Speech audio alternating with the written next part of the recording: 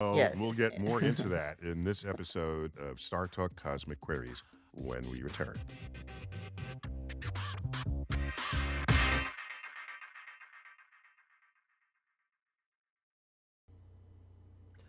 I'm Joel Cherico, and I make pottery. You can see my pottery on my website, cosmicmugs.com. Cosmic Mugs, art that lets you taste the universe every day. And I support Star Talk on Patreon. This is Star Talk with Neil deGrasse Tyson.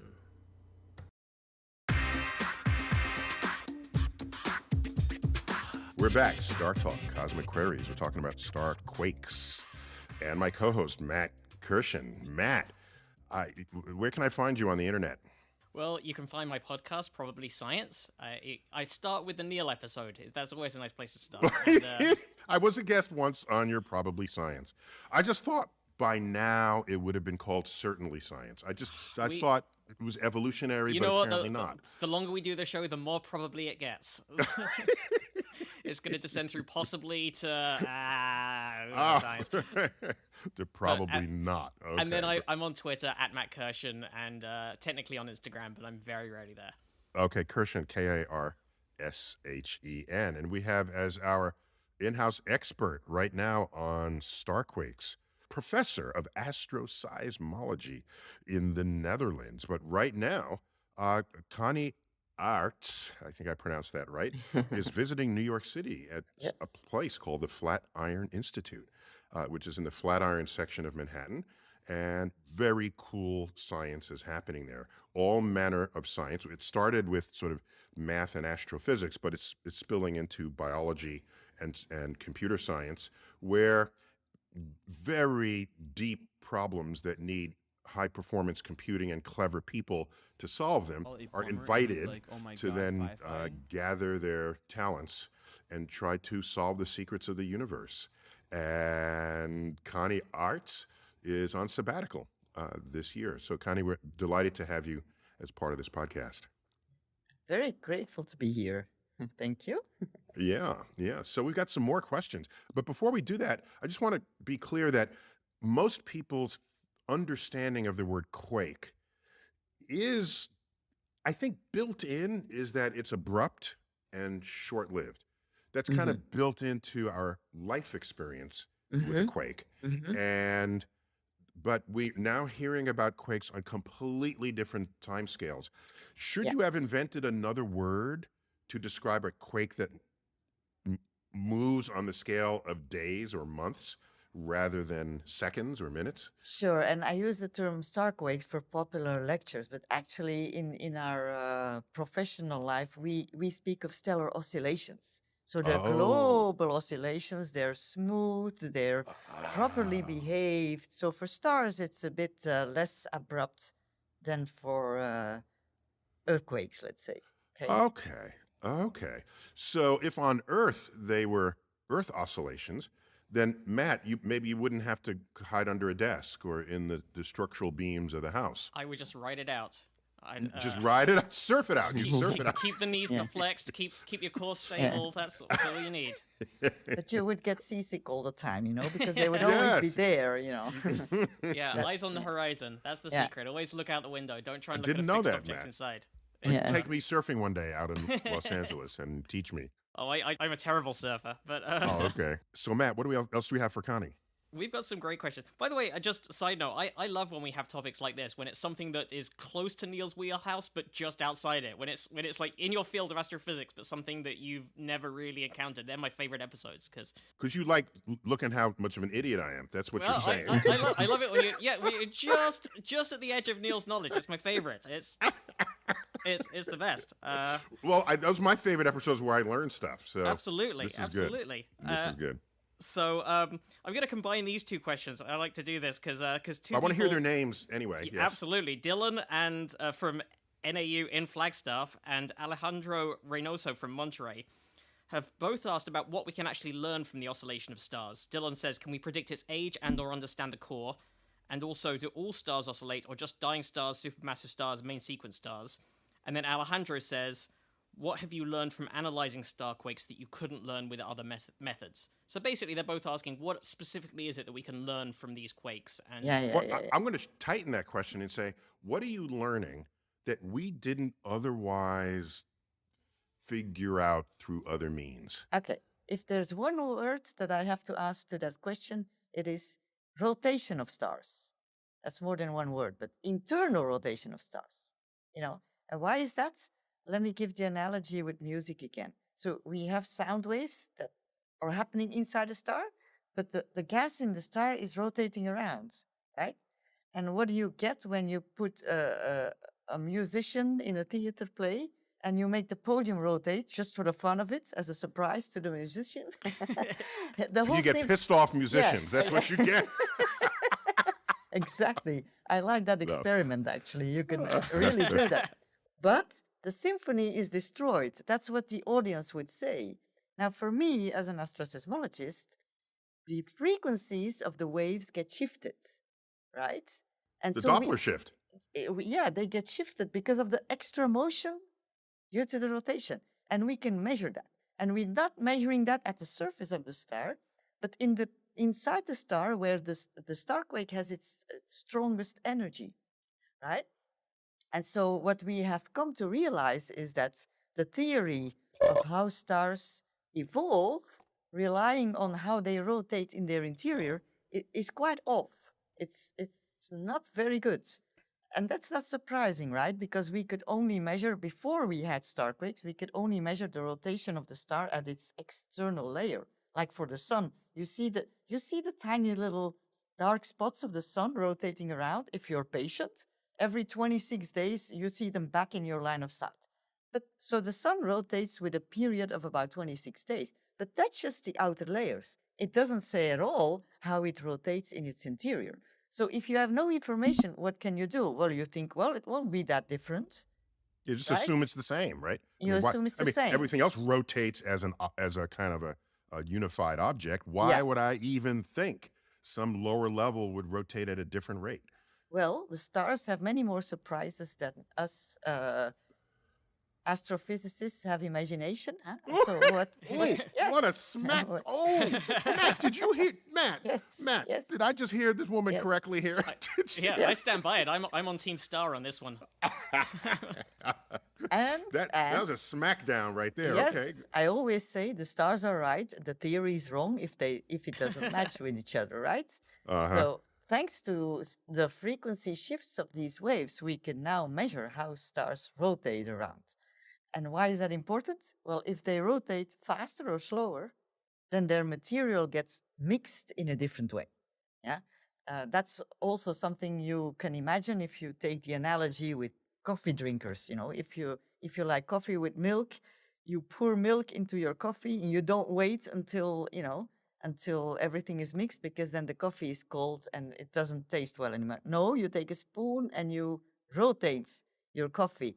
In my terminology, that is saying you bring angular momentum to the coffee cup. And why do you do That's that? what everyone says when they're having coffee at Starbucks. That's what They all say everybody that. does without saying it. And that's because everybody prefers well-mixed coffee with Yep. milk. And I'm assuming at the yeah. Flatiron Institute that just the coffee station there has angular momentum implements. Yes. How much Yeah. angular momentum would you like on your coffee this morning? Yeah, Yes, just- yes.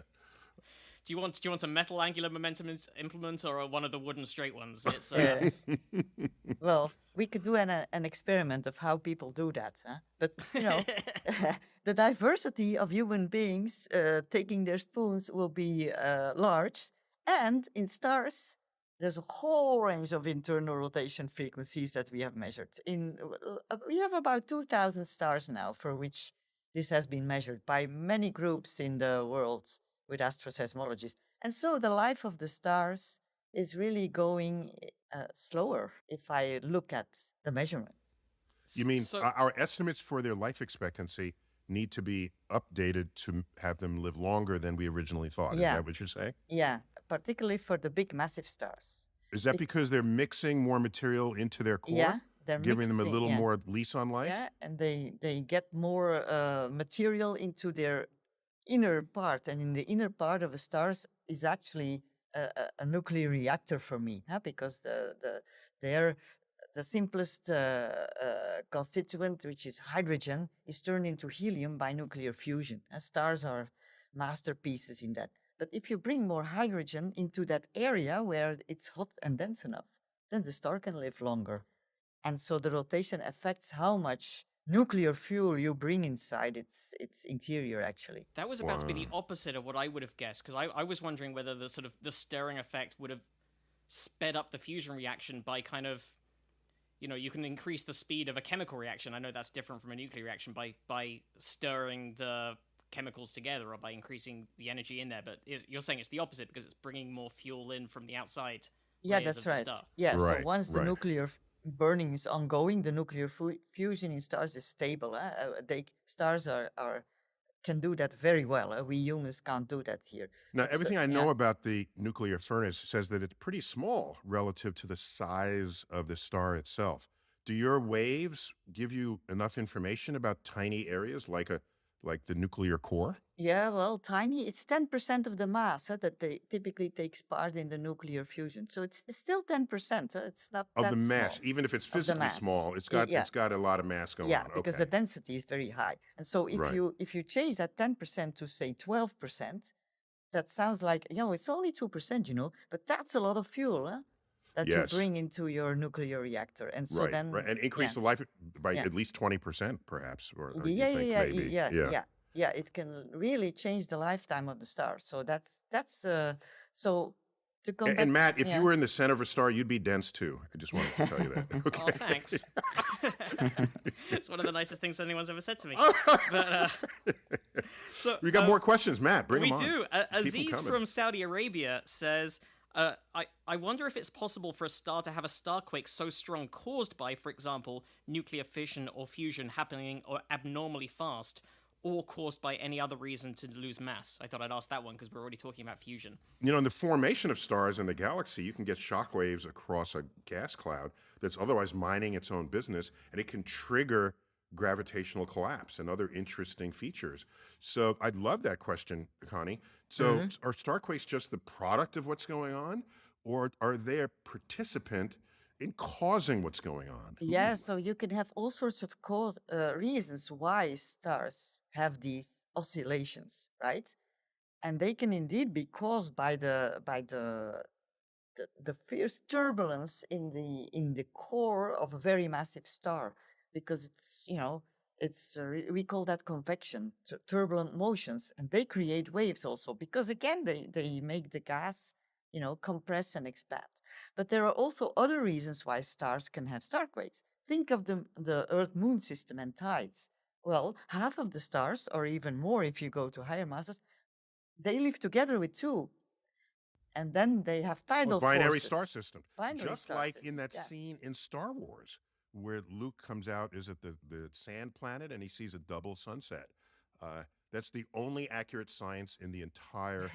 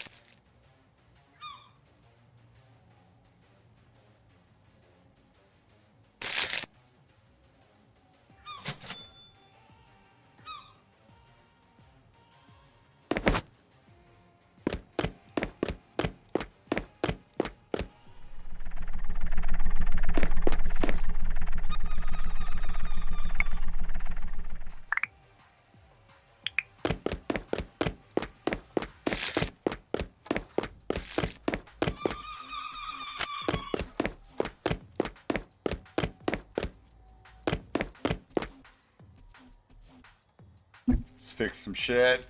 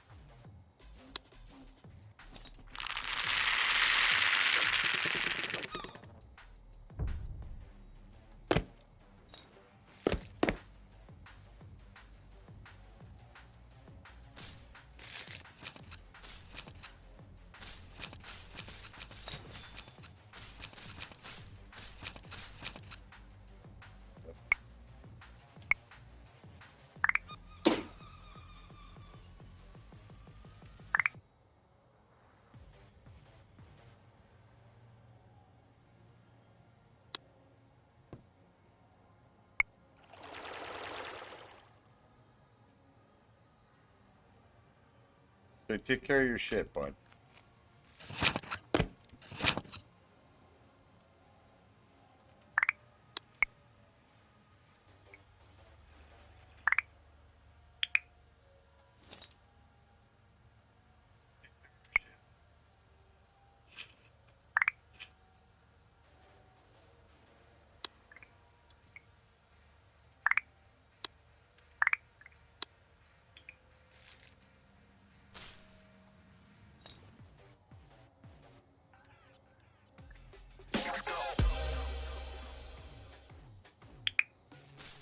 Yeah. Everybody gets paid.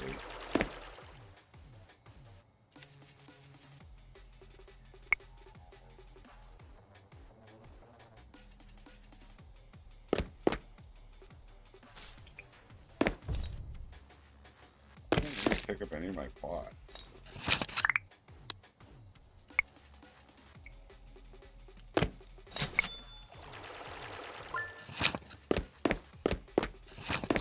Fire this guy soon. The dumbass.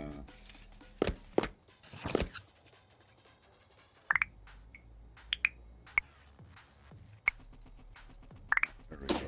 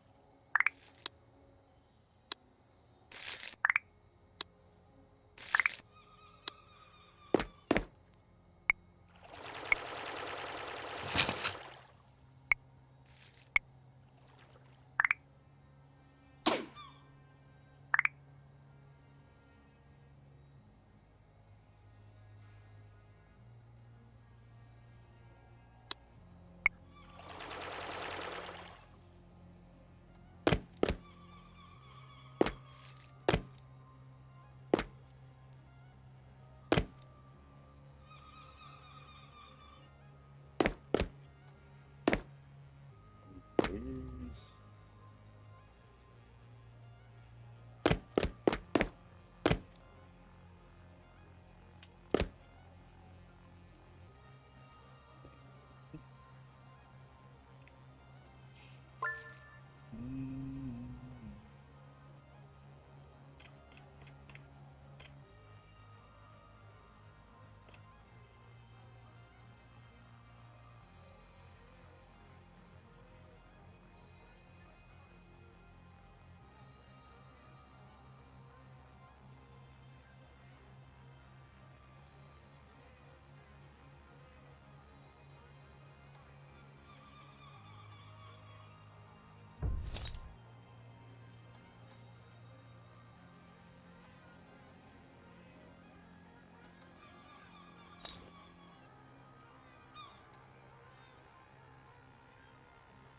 SGO.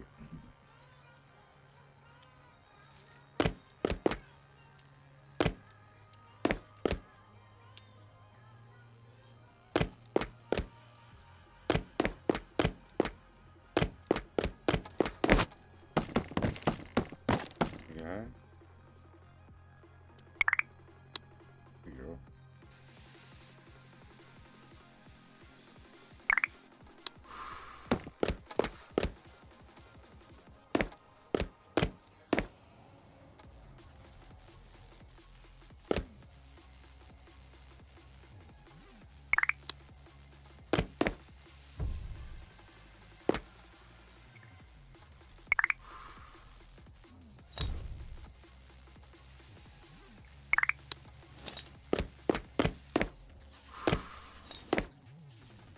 Hi, buddy. Here, smoke another one.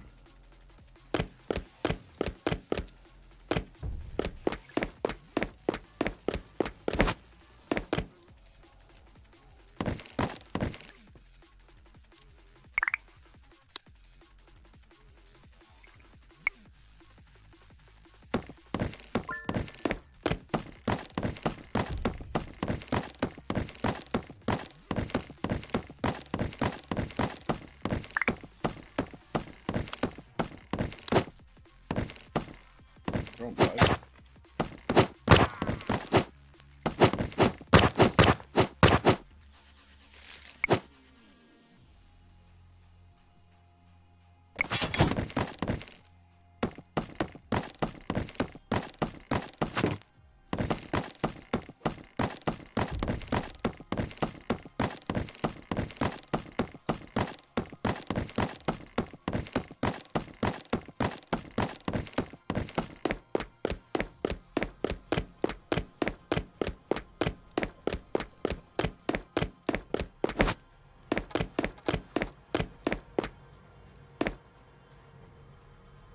Mm-hmm.